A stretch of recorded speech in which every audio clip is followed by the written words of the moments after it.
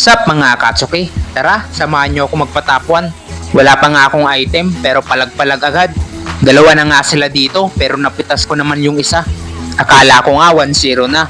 Pero nakita ko na nga si Cyclops dito at mukhang babawi siya. At ayun na nga, napitas niya na rin ako. Kaya naman, habang naglalakad nga ako dito, nakita ko yung MM nila. At dahil low life na siya, pinitas ko na rin. At dahil doon, mukhang babawi nga itong MM nila. Di ko nga inakalang nasa likod ko na nga siya. Pero syempre pinalagan ko na rin. Total may Estes naman akong kasama. Di pa nga nakagamit si Estes ng heal pero napitas ko na siya.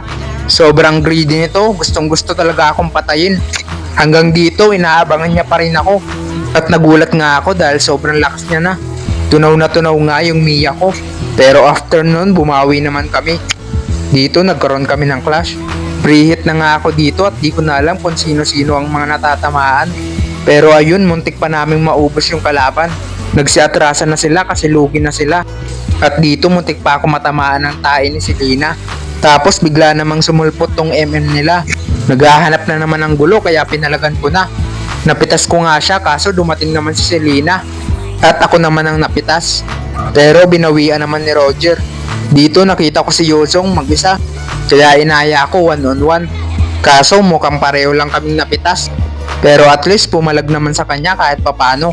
Another clash ulit ang nangyari dito. Nakapitas nga ako dito pero napitas rin ako. Grabe, para ako nagangpang dun ha. Another clash pero this time muntik namin silang maubos. Naka-double kill nga ako dito. Sabay tipi-tipi sa kalaban para asar. Isa na lang natira sa kanila kaya pinush na namin. Trinay pa sana ni Cyclops tumakbo pero nahila siya ni Cecilion. Kaya ayun, diniretso na namin.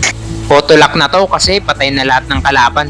Meron pang isang nabuhay kaso di niya na to kayang depensahan. Kaya ayun, Lactore na at nanalo na nga kami. Another star na naman.